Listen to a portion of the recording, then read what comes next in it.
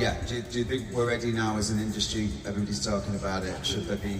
Because we seem to be very good at talking about things and then taking a while to make a standard so everybody can do the thing that everyone keeps talking about. Yeah. And the standard is so crucial to get right. I think I mentioned before learning from things like the viewability movement and how now you wouldn't run an ad that isn't viewable and doesn't have viewability tracking, right?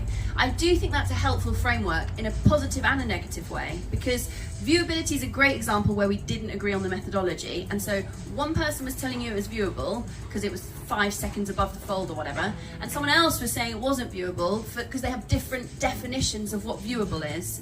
And so when we're talking about a construct like viewable, it's kind of okay. It still does undermine the movement a lot. When we're talking about how much carbon dioxide went into the atmosphere, or how much your campaign supported and funded diverse or underrepresented communities, it's a fact.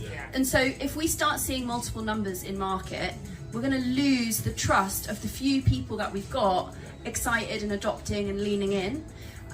So that's why I think the standardization is so important. And I think whenever you hear someone talking about the carbon footprint or any of these sort of new responsible media metrics, they shouldn't be monetizing the methodology.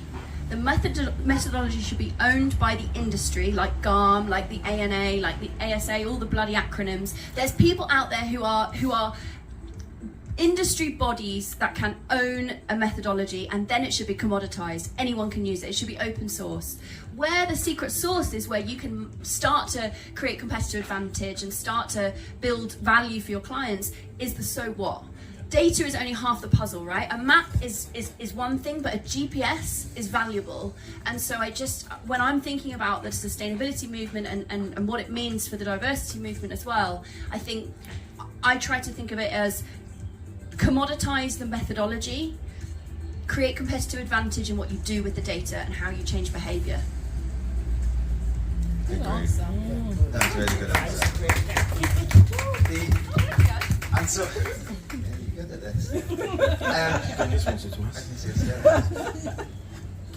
So whether it's Gen Z, whether it's diversity, whether it's sustainability, are we moving the needle on any of this?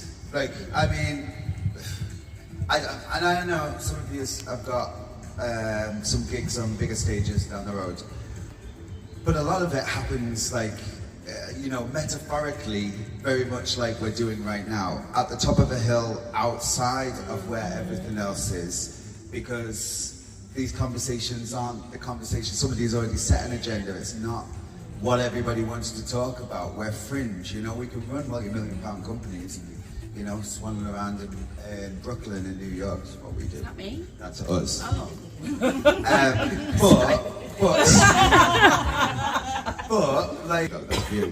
Do you know, I actually had a very tangible moment of that. So I got invited to this industry event, and I've been to a ton of these industry events, but normally they're relatively open.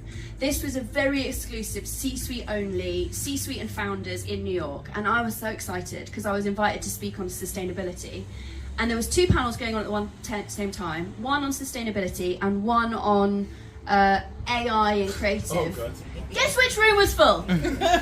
Guess which room was full? It wasn't mine. And in that moment, you just realise people vote with their feet, and that I felt so deflated to be invited to the event, but then in that moment, no one actually came to hear what I had to say.